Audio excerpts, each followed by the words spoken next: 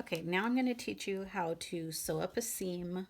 This could be, it could be clothing. Say you made a doll, a purse, a stuffed animal, a pair of pants, and you have an opening here that you need to close. It might be a seam, but it might be something else. It might look something like this, but you want to make sure that this gets stitched together. We've already done a blind hem over here. If you didn't catch that, check out the other video that I have. Okay, so again, I start with a double thread through my needle, and I'm going to tie the end in a knot.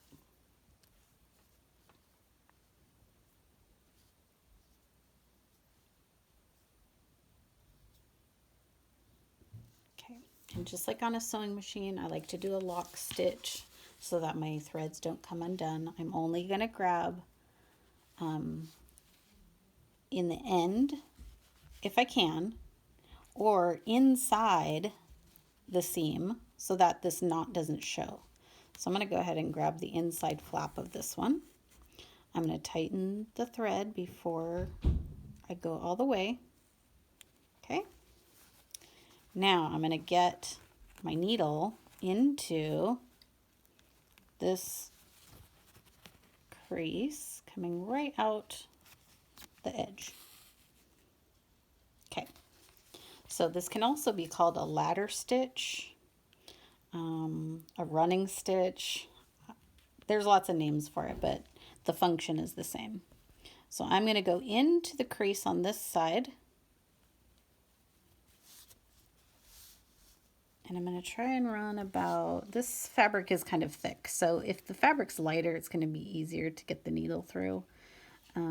But I only go about a 1/4 inch at most. And then I'm going to pull it to where these pull together flat. So you can see the thread is going from one to the other. And then I'm going to pull it to where they're touching. So now right where I came out here, I'm going to go in the other side and go just about a 1/4 inch. Get that thread out of the way. And pull tight. Now I don't want to go through that loop because then the loop is going to show on the outside. So I just want to pull until that seam closes right there. Okay, and even though this is a contrasting thread, you can't really see it. It's best if you use the color thread that matches. So now I'm going to go to the other side, do a little bit more. Okay, and tighten it. And then you can see that this actually looks pretty good. If I pull it apart, of course you can see the threads. Okay, so that's the other question people ask. Well, how do I keep it from doing that? Well, occasionally you might need to catch this other side and put a knot, but you don't want to run forward and put a knot. You could just put a knot right where you left off. Okay, so just like that. So now when I try to pull, it doesn't really pull apart. Okay, that's also how, if your thread got too short and you need to start with new thread, that's how you would finish and then start again. So now I'm going to do my running stitch here, tighten it, go in the other side.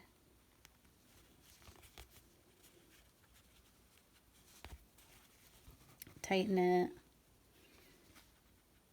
Okay, so say my thread is short and I'm going to stop right there. I'm going to go ahead and just grab right next to it, go through the loop to make a knot.